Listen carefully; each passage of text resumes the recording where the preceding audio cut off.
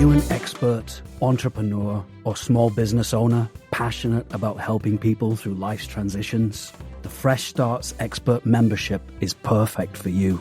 For just $55 per month, this dynamic membership is designed to boost your business and amplify your brand. Fresh Starts is here to provide you with business development, marketing, coaching, networking, publicity, community engagement, and more. With an SEO-optimized profile, exclusive press opportunities, and weekly co-working and business coaching sessions, you'll connect, grow, and gain visibility like never before. Are you ready to elevate your brand?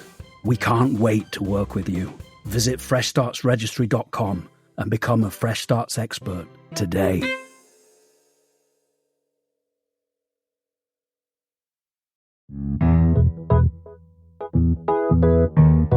Welcome back to A Fresh Story, the podcast where we have conversations about brave decisions to start over again. I'm Olivia. And I'm Jenny. And we're so glad you're here today.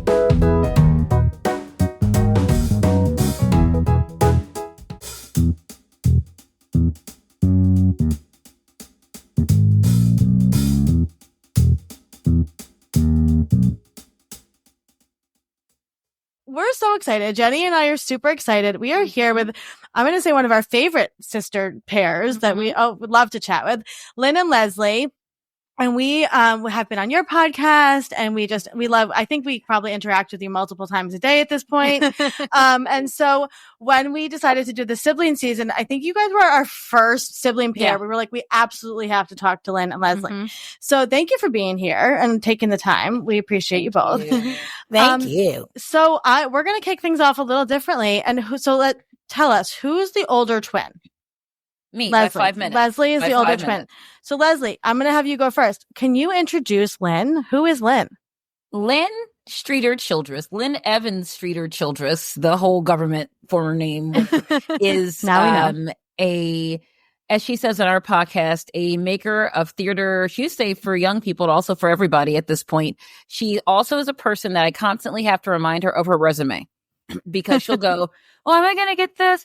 Who else I am? And I go, Lynne is a well-acclaimed, internationally traveled actor. She is a director. She is, I would say, not in school, but at this point, practical Shakespeare scholar, at least theatrically. She is a mom and a singer and a church member and a person who likes to make goofy videos about food on Instagram, and she's just my very best friend. Oh, I love it. I love it. Nice. So Lynne, tell us about your big sister. Oh dear. Leslie is my big sister by 5 minutes. I am obsessed with her. When her book came out, Black Widow 4 years ago. 4 years ago this week? Was it just 4 years ago this week, I think people thought I was having like a breakdown because literally everything I could find about her, I'm like, and it's my sister! And my sister! Did you know my sister wrote a book? My sister wrote a book. People were like, we don't know anything like that. Do you have books to write? Do you have books to recommend? Have you considered Black Widow by Leslie Grace Streeter? But yeah, so book. Leslie is a journalist. She's a mom. She is a widow.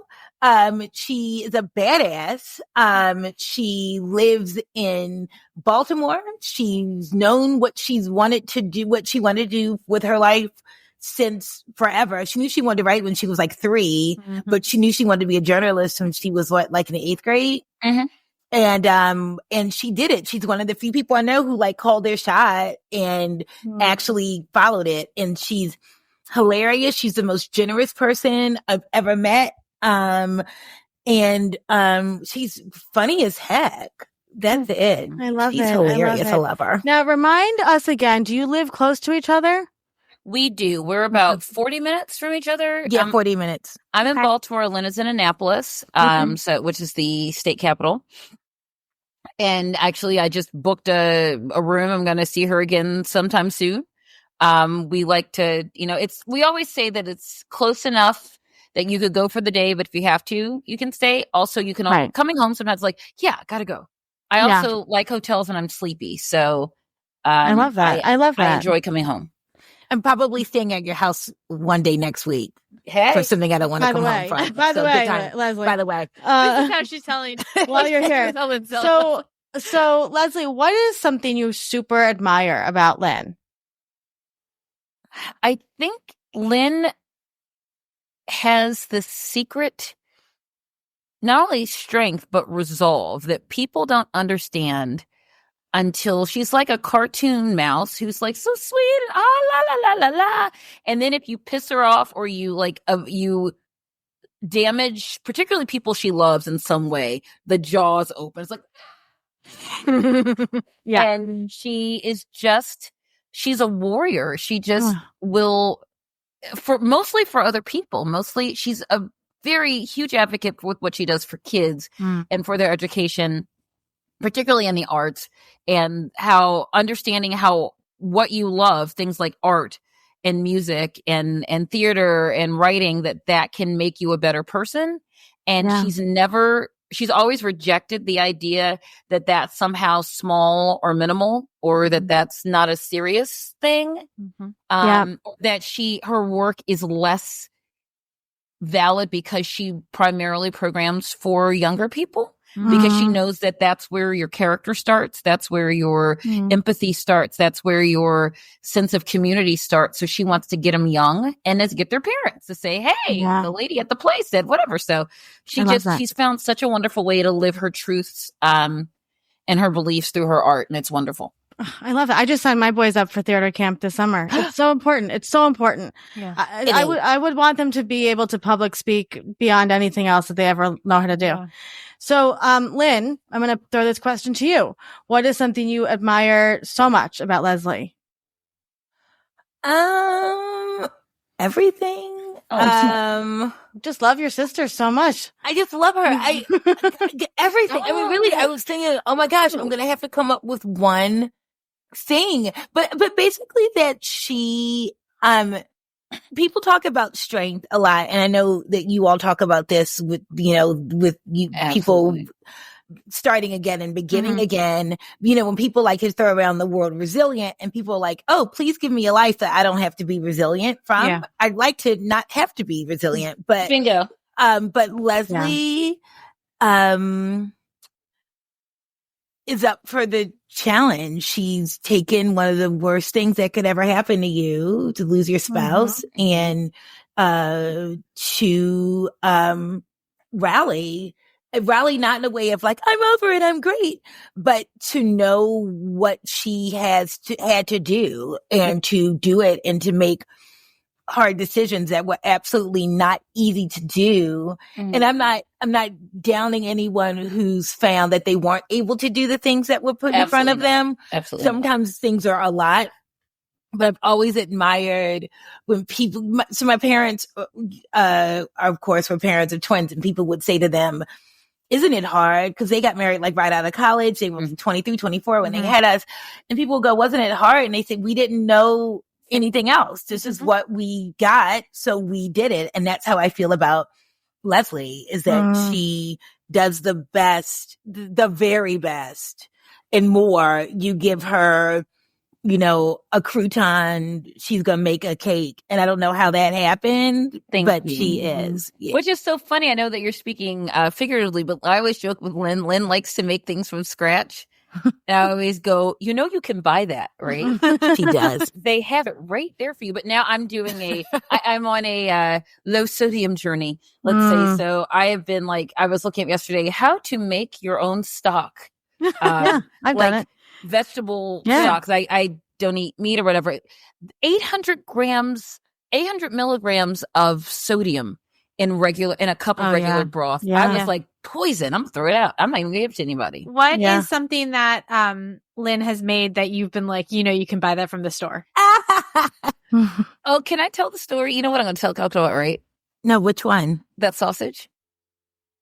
Oh no, go ahead. Ugh. Okay. Go ahead. So she was like, I'm going to make my own veggie sausage. And we went, okay. And she bought this stuff called Vital Wheat Gluten. Okay. That goes in the middle. And I swear to God, because I was vegan for a while, and still I don't mess with Vital Wheat Gluten because I have flashbacks from the So it smelled really good. It was right? black bean. It was black bean sausage. Black bean sausage. So on the outside, it was crispy and it looked good. We're like, okay, this is from us. And I bit into it, and like it was like ring. Like my teeth like repelled. It was like spongy, chewy in a way that it should not have been. It should not be chewy. And I just said, this is wrong. It's gross. It was not at all. It felt like what you would think a rubber ball felt like if you tasted it. It was not appetizing. Terrible. And I was like, yeah. What a good sister to try it, though. So take us back. What, talk to us a little bit about your childhood, right? So you have a twin sister, and what is it like? I know you guys also kind of moved around a lot. You lived a lot of different places. So, for Jenny and I, we had our own particular breed of trauma that kind of bonded us. And we, had female friends, but not as many, I think, as a lot of other people did because we had each other. And so I'm curious what it looked like, from both of your perspectives to be raised a twin and a twin sister and moving around a lot. What was that like? How many years are you apart? 2.5. Okay. About 2.5, yeah. So you're pretty close. We always explain to people that twins, and we don't have any other siblings, so it's just the two of us, that Lynne and I had the same parents at the same time. Yeah. Going through the exact same things. Like my mother and her sister. My mother is 14 years older than her youngest sister. Yeah. So they basically had different parents, and that like their parents, they said, were tired, and the baby was like, let's go to Atlantic City. And they're like, we never went anywhere. Let's get sugared cereal. What? Right. Yeah.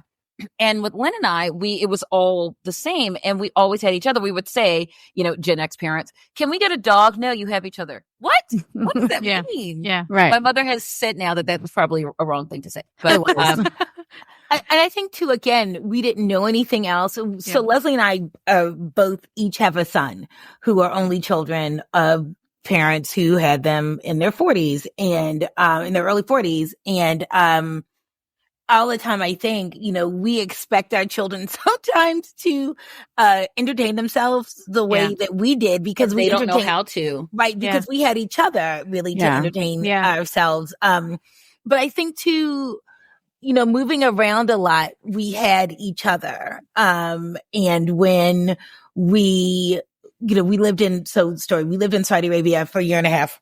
Mm-hmm. Half of 6th grade, all of 7th grade. My dad was a consultant for the bus company, for the SAPCO, the Saudi Arabian Public Transit Company. Anyway, we there were bullies, and I think horrible bullies and horrible racist bullies. And I think that some of them were bullies, some of them were racist, some of them were racist bullies. But there was it's a Venn diagram of trauma. All of those things. But I think that there were times when we thrived in ways that people didn't expect us to, because we really learned, like we would be on the bus and have kids just laughing at us.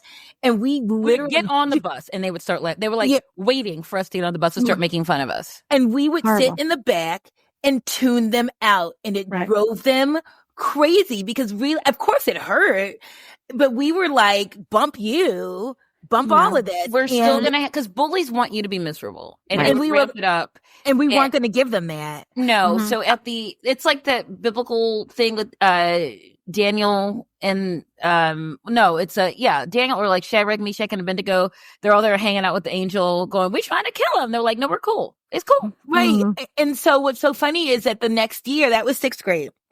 The next year, Leslie and I were pretty popular in school, everywhere, but especially on the bus. And I think it's because we kind of rolled through it. But it was funny that one of the real bitches left, though. Right, the head bully, she knew that she was horrible, and we ran into her person. And she was like, hi, like, because she knew that she was awful but never apologized. And we were like this, great, you go on. Something had happened where she wasn't popular anymore. I think all the bullies, she was moving. Yes. She was moving. So all that to say, I think that we really were each other's protection often. Now, was that like a decision you made together? Like, let's just ignore them? Or was that like an intuition sister thing? I don't remember. I think it was kind of like Wonder Twin powers. I think we kind of just formed a shape of a, barrier. I don't know, armadillo and a gun. I don't know. There were no guns. You know what I mean. I know. Armadillo and a gun. And armadillo with a gun. That would be crazy. Dangerous, but funny. Nobody's messing with him. But I think, I really don't remember, but I think it just kind of, and I know we talked about it, like we couldn't talk about it there because everyone's watching and they're waiting for you. What are they going to do? Are they going to cry? Are they going to scream? Are they going to like call their dad? Whatever. Also, I have to say this. Our dad was a unicorn to many of the people. Some of them had probably never seen Black people or known Black people. Yeah. And these are Americans. These are Americans. We went to school with mostly Americans, right. Some Canadians, but mostly Americans. Okay. All white. Mostly. And mostly white. And my dad was a person that their parents had told him didn't exist. He was a professional Black man. And he was some of their dad's boss. Yeah. Which was delicious. We had one particular boy who had called us something terrible. And my father, we lived in the same compound. He marched down to the house. He knocked on the door and he said to the father, your son said something terrible to my daughters and he's going to come apologize to them. And he had to walk back to our house. And we're sitting there like Nellie Olson. Hi, it's a throwback reference, but we're like, yes, imperious, because we're like, what are you going to say? And I'm sure his dad, they were from Texas. I'm sure there are all kinds of terrible things were said about my dad, but he was his boss. Right. So good luck to you. It's like, and I'm sure he was like, yes, there are N-words, but you can't insult my boss's daughters. Who cares? They learned that day. Right. And for those who can't see, Lynn's doing a little dance. Yes. There's an internal, I'm going to say a coolness. Both of you are very cool people, right? Oh, thank you. Like you just have that, like, you don't give an F kind of attitude, right? And like you're artistic and you're just, but like it does. That must have come from your parents too, though, right? My parents told us when we went to college, we both went to predominantly white schools and we had grown up around all kinds of people. We had diverse friend groups. And, when we went off to college, my mother basically said, there are people who are going to think that you're not capable of things and that there are places that you're going to go or try to go where people are going to think that you don't belong. And they're wrong. Now you can decide you don't want to be in those places, but you have the right to be wherever you want to be. And I will never forget that. She was like, if the door's open, you can go in. You can go in and you deserve to be there. Right. And that was so huge because, again, our parents were born in the late 40s. They were teenagers. They went to the March on Washington. They were, like 15, 16 or something like that. And they were in college when Dr. King died and all the riots happened and they had to leave, flee campus in Baltimore because of the riots and stuff was burning. And I would say my mother literally, she and I did a Zoom presentation for a local community for history, for Black history. And she went to a predominantly black university and college at that point. And she said, yeah, it was mostly good. Well, yeah, there was that time they burned the cross in front of my dorm. We were like, what? And she goes, did I ever tell you that? I'm like, no. But our mother got carjacked. So this is a story that, talk about doing crazy stories, but we didn't know this until we were in our 20s. So no, I didn't. My dad said being told this till I was in my 30s. Oh, so maybe you were. My dad said something. That's like the time your mother got carjacked, and we were like, back up. And she was. We were little. We were like two or three, and she was visiting her mom. And had just gotten back from a vacation. We had gone to the beach or something together. Right. And she went to the drugstore to get something, the pharmacy, and this guy got in the car and my mother pretended that she was insane and just started laughing. And the guy made her drive her over the Maryland line into DC. But she just said she just kept thinking about us and that she was not ready to leave us. And she just kept laughing. And he eventually got out of the car because he didn't know what to deal with. And my mother is one of the kindest people Yes. that you will ever meet. She's one of the most resilient people, again, in ways that you shouldn't have to be, that you would ever have to meet. My mom's also a widow. My mother got remarried at 2 years ago at the age of 75. And to a guy that she dated before she dated my dad. So that was wild. So 50 years ago. Hello, come back. But my dad died in 2012. But all that to say is that I don't know. We really were happy, the four of us, my mom and my sister and my dad and I. And we had friends in high school who didn't get along with their parents and thought that we were wild because we would rather hang out with our parents. And not in ways, we had plenty of friends. But they would be like, oh, you probably don't want to go up to your grandparents' house. We were like, well, we do. Actually, one of our very close friends, Paige, who's known since we were 14, she's like family, said, because I was like, it used to bother me sometimes that y'all didn't ask us to go to parties. And she said, y'all wouldn't have been able to go because your parents would have been like, go where? It would have gotten 2 minutes into who was driving and it would have been shut down. She's like, after a while, we stopped asking.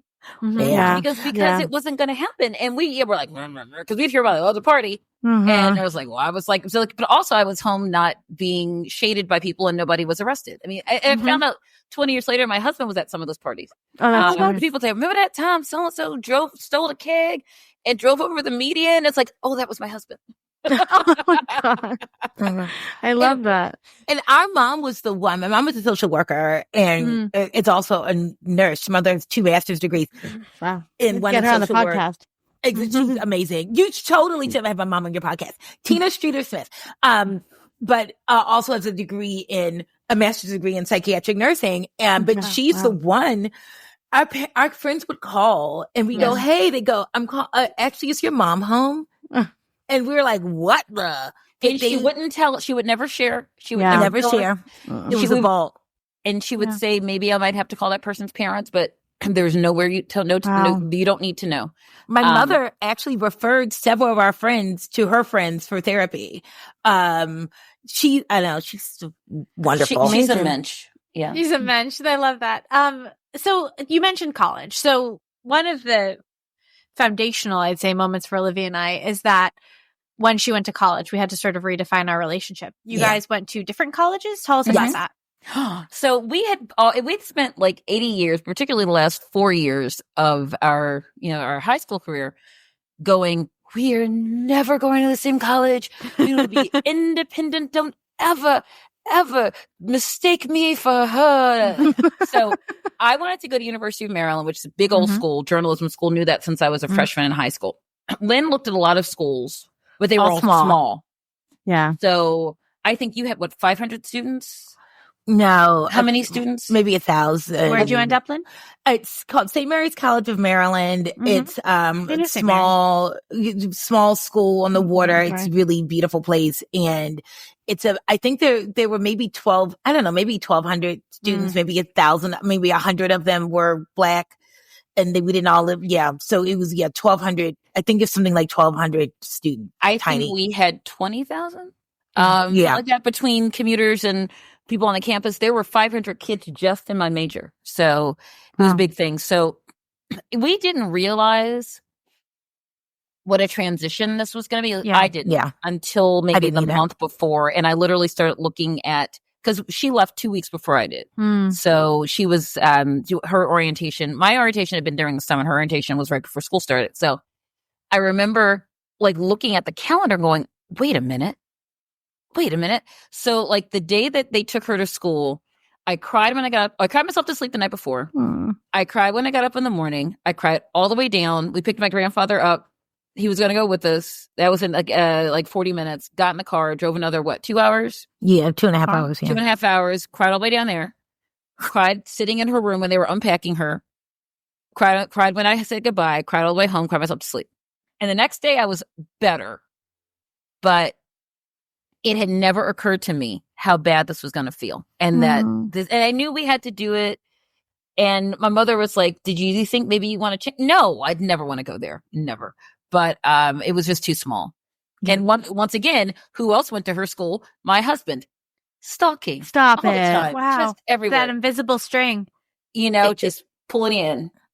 And Wow. what's funny too is that look, you were having that conversation, and I got that feeling, that separated feeling that I hate being separated from you. It's terrible. But what's funny though is that Leslie and I now live 40 minutes away from each other, but that's just been for the past 4 years. We didn't live between 94 and 2020. Yep. We didn't live anywhere near each other. I think for a while we lived maybe an hour and a half away from each other when I moved back to DC, and she was in Pennsylvania. So we were an hour and a half away from each other. And then she moved to Florida. So we were for 18 years.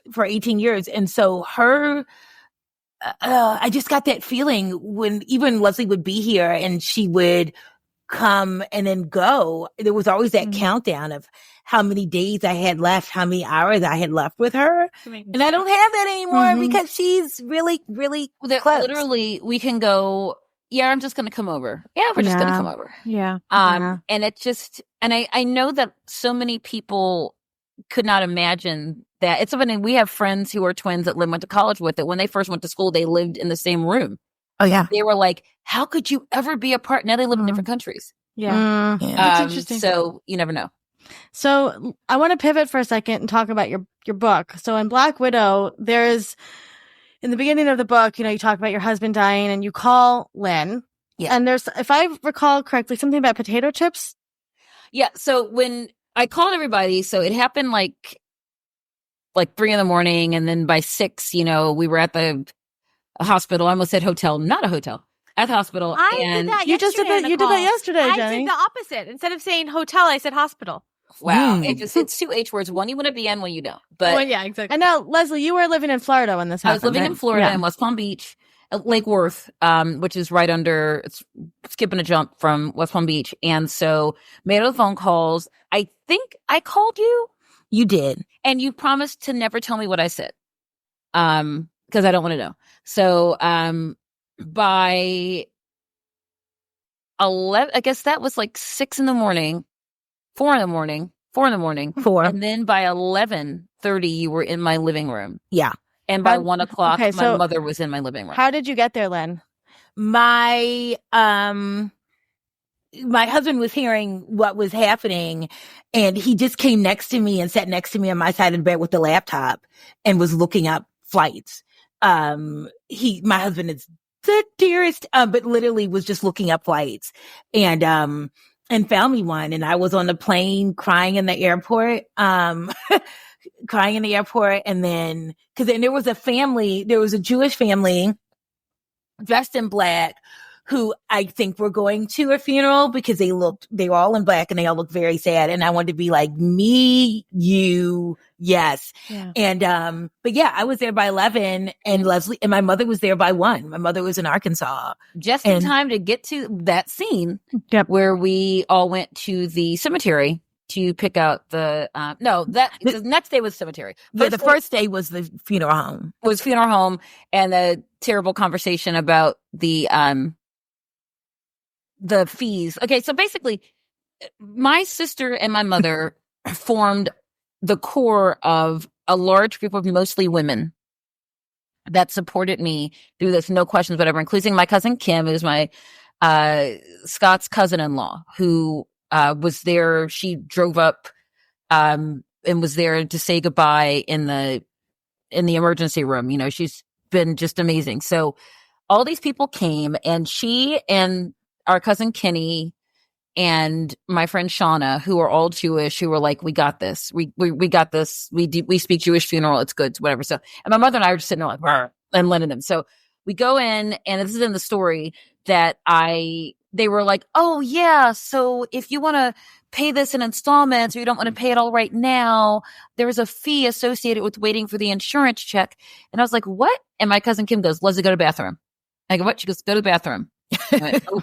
So I go to the bathroom, come back, and the fee is gone. Oh, fee gone. So that's fun.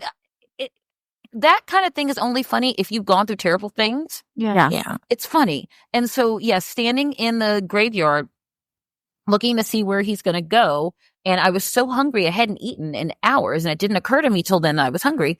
And I go, hungry. And so my friend Melanie had gotten off the plane and had a bag of potato chips from the plane in her bag. So she tossed it to me, and I'm going, eat, ravenous, ravenous. And my mother goes, stop dripping chips on the dead people. And we all went, and I know the people who are not used to that. I was on a grief podcast last week, and they said some people must have been completely confused. I was like, forever. Yeah. Was I it remember a Jewish that cemetery though? It was, right? Yeah, it was mostly Then everybody Jewish. got it. Everybody got it at the Jewish cemetery. Right. It's mostly a Jewish cemetery. It's like, I mean, it's largely there, although he was buried next to little black kids. So maybe he was Jewish. I don't know. I don't think so. Anyway, but it was predominantly also that part of Palm Beach County is very largely, yes. So, okay. So let's go into it for a second. Lynne, you're on the plane. You're going to support your sister through this incredible tragedy. What is going through your head? I was wanting it to not be true. Right. I was in sort of go mode where I was calling people. So in the airport, I had called the person I was working for to say I wasn't coming for a few days, but then I had called good friends to tell them what had happened. We talked about our friend Paige. She had actually had a heart attack. Our friend The day before. And I was supposed to be coming down to sort of keep an eye on her. And I called her and told her what had happened. She was like, excuse me, to say, hey, I'm in the airport. I can't come because this horrible thing happened. So anyway, it was just kind of like weepy and just kind of hoping, they talk magical thinking, right? That you're hoping that this thing hasn't really happened and that everybody else is wrong and they're going to pop up from somewhere. And, I just knew that I was walking into seeing the person that I love the most really hurt. And I knew that was gonna, suck. But I have to tell you, I've never seen people rally, probably with the exception of when my grandmother passed away last April.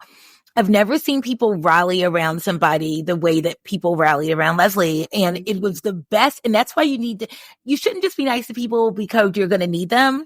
No. And also you're going to need people. Yeah. And people were, and what's really funny too, because, Leslie wrote for the newspaper, she's a local celebrity and her friends, people like bring over food.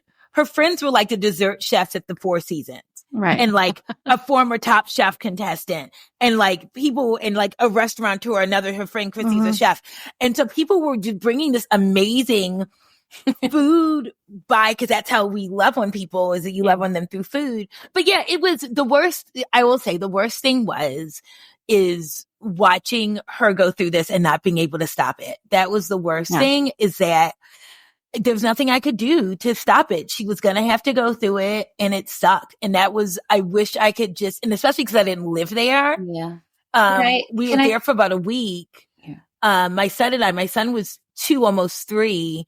And at one point he goes, I want to go to my home. And I was like, okay, it's time for us to go back. Cause he was doing okay. And then literally one day, and I was like, okay, we got to leave tomorrow. And so we left and came back. But that was the worst, is knowing that I couldn't stop it. I have to tell you, I felt that way. So here's a sad story, but it's like sunrise, sunset, Hallmark movie. So our dad was dying in 2012 and he was taking, treatments and dialysis to be able to stay alive long enough to meet Alex. And then my son. Yes. So I was in Little Rock with my parents that's where they were living. And my dad was in the hospital and the baby is coming in Maryland.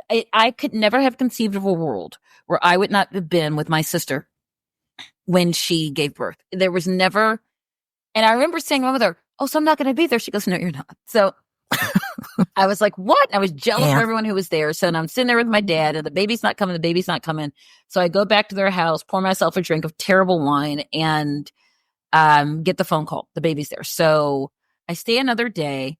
I fly home. I've been in Little Rock for like a week, just exhausted. I fly back to West Palm Beach. My friend Brittany picked me up, or Libby, one of them. That was Brittany at that time. Went home, feel like, who cares? I don't know these people. Details are important. There you go. Scott got home, and I hadn't seen him in like a week and a half, and I was so exhausted. And I said, the minute my paycheck hits at midnight, I need to book a ticket to go see my sister. Mm-hmm. And he said, got it. I said, I'm going to wake you up. I'm not going to wake you up for the ticket, but I'm going to wake you up. I'm going to get the earliest flight. And he goes, got it. So I woke him up at 5 and went, it's now. So drove me to the airport. I go to see and meet this little teeny tiny thing who's just instantly a love of my life. And then, what is it, 2:00 maybe the next morning? Something knocks on the door of the guest room and says, hi, so I can't breathe. And so, can you take me to the hospital? Come on. Whole sister thing. Like, no big deal. Exactly. But, no big deal. The lungs are obstructed. Yes. And I went, okay.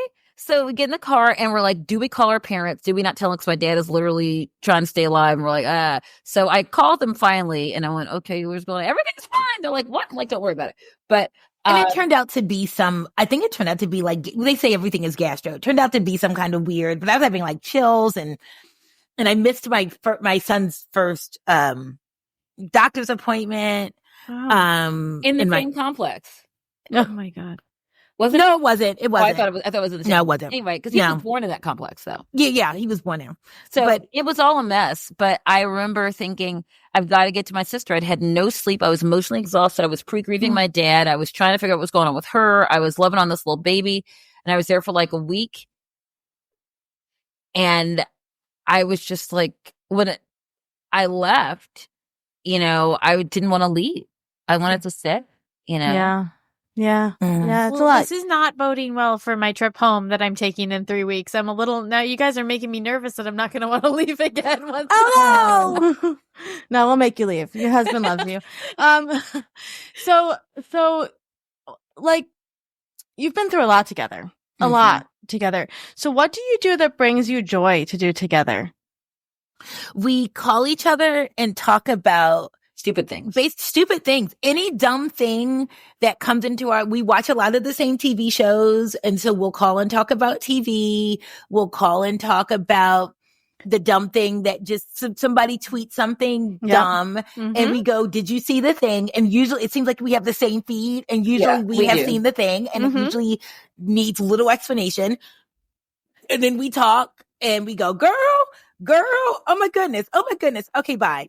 And we just talk about our conversations can either last 2 hours or they can last 2 minutes because we've said everything that we need. And it's a complete thing. And we're going to call again. I think we're always in touch, but there's something about the closeness of us since I've moved back, even with the phone calls and stuff. And it could be many reasons. It could be that COVID changed things and people are so much more likely to talk to each other that way, or the fact that our kids are older and don't need us in the same way that they used to when they were younger. So we could we can have a little more room from them. There's not to be a baby in the room at the time or whatever. Yeah. But that kind of like free flow thing, because now it can end in, we'll just come over, or I'll just come over, or whatever, or we'll meet in the middle. Let's go. Was it like last year for some reason?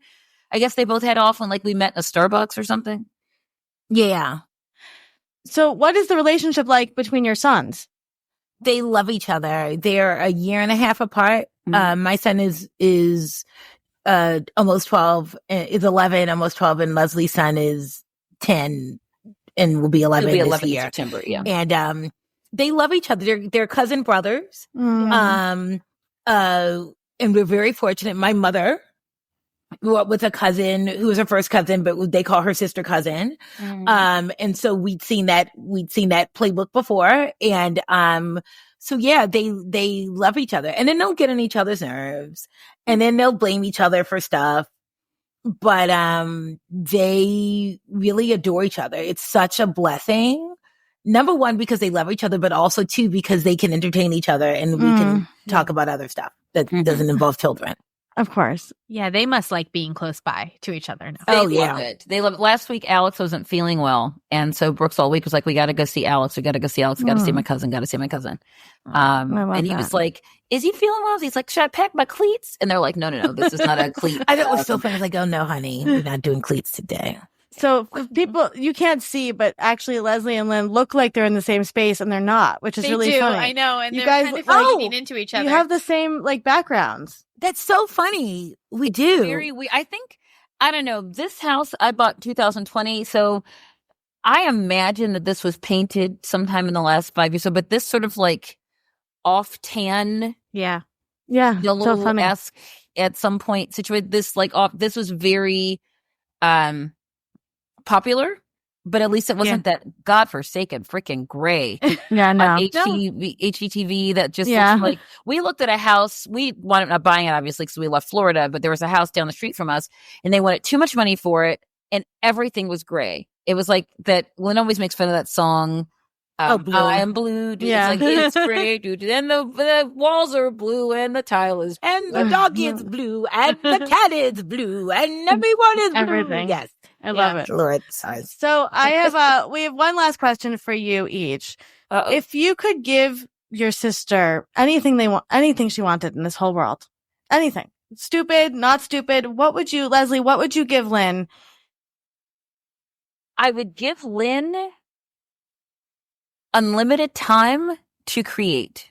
I would give her, she and her husband did this genius thing. They take sabbaticals where like, they'll take a weekend and this is her sabbatical and next week is his sabbatical, whatever. And I would give her unlimited sabbaticals and I would be able to pay for a nanny in case AC needed to go someplace and not be there for the sabbatical and Lynne could just do a thing. I would just want her to be able to, without distractions, do stuff. And if she wanted to, bring the baby back, and then pay someone to take him home. The baby. Yes. I know. The baby's as tall as me. Yes. Yeah. I love that. It's a very special thing to be an aunt. It really is. Oh, that's my baby. Yeah. I love that. So Lynne, what would you give Leslie? I would give her a couple of weeks at the Ivy. The Ivy is a very posh. Is it like $700, $800 a night, something like that? Yes, Leslie? but I'll explain why it's a bargain. Okay. Yes.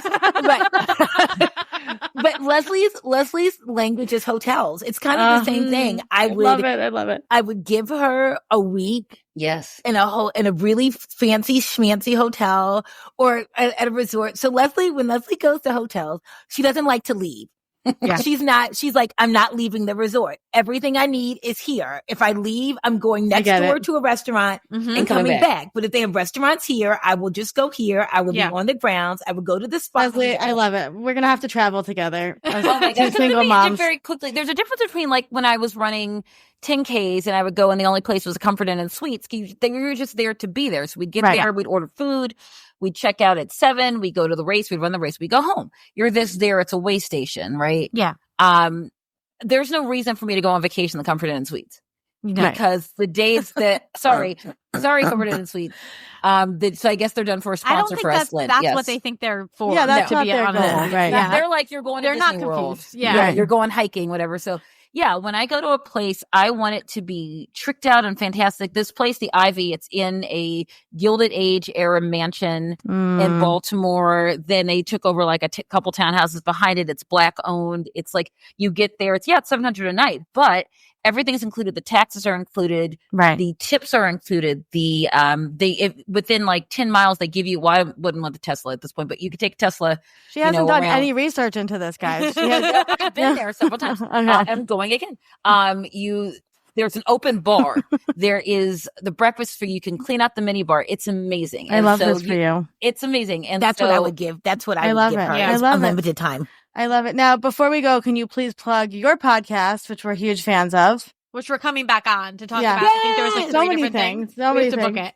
So our podcast is called Fine Beats and Cheeses, and it's about pop culture guilty pleasures that no one feels guilty about. And it ranges with everything from the Backstreet Boys and NSYNC to a good friend of mine wants to come on and talk about Mannequin, which is a horrible Andrew McCarthy movie, but Kim Cattrall too, right? Kim Cattrall and Meshach Taylor, but hilarious. And it's just joy. And sometimes though we get really deep. And so the sisters, if we call you all the sisters, Olivia and Jenny, we call you the sisters. we call you guys sisters.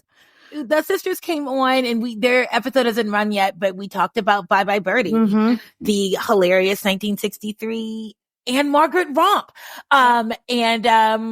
It's just joy. And we're getting to talk to amazing people. Like one of our first guests was like our mom and our stepdad talking about Murder, She Wrote. And so we still have friends of ours on, but then we have new friends like you all on. And then can we talk about who we had a couple weeks ago? Laura Littman, her episode was last week, right? Yeah. The author. And we can I will just say, if anyone reads my feed, I am obviously a slavish fan of a crime television show that comes on Tuesdays. On Fridays. It's true crime called Rhymes with Crate Line. And one of the hosts of Crate Line was on our show, and we just let him go. We were like, what are you talking about? Tankowitz. Yes. Yash was amazing. Bosh Tankowitz. Tankowitz. I would say, I don't think we've ever, and Jenny, maybe correct me, I don't think we've ever met sisters who understood pop culture and the details of it more than, that's comforting. Because we spend most of our day talking about, we assign each other families that will like do deep dives into. Like we have different like celebrity families and we'll educate each other different on them. Is what I would say. We have different beats. So we understand. We really get it. We really get it. And we're not going to get into it, obviously, but we have a guest that was on who's also famous a couple weeks ago. We have to run this soon, talking about whatever's happening in England with the people. So we should get that up soon. Yeah, you gotta run that. Well, we are first of all, such big fans of both of you individually and as sisters and everything you do. And I mean, we can't wait to hug you in person someday. I know. And I don't think that I said this, but that episode of You're Wrong About the ice skater. I can't remember. Debbie Thomas. Yeah, Debbie Thomas. I listened to that not knowing before I knew you, and I was like fascinated by it. Yeah, before I knew Leslie, before I knew who Leslie was, and I was fascinated by it, and then I only connected it later, and I was like, oh my god, that was a crazy episode. And I want to definitely plug, please read Leslie's book, Black Widow. It is so good. I have it literally right here in my office. And we have a quote up on Fresh Start's Instagram from it too. It's about, fresh starts and how sometimes you're fucking forced into them. So you are so good. Well, I just want to say what you guys do is so important. And I thank you so much for that. Thank you. Well, I want to fight people on your behalf.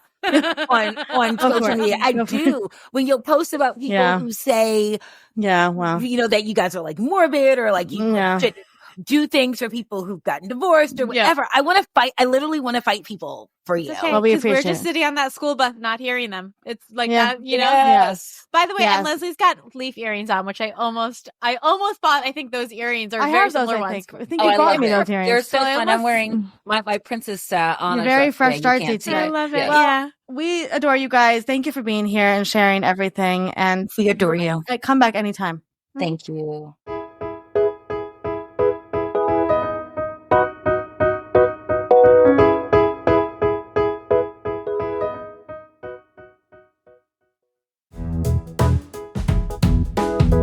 Thank you for listening to today's episode. A Fresh Story podcast is produced by Fresh Starts Registry, the first and only platform for everything you need to begin again, from home items to Hype Team and everything in between. You can learn more and read today's show notes at afreshstory.com.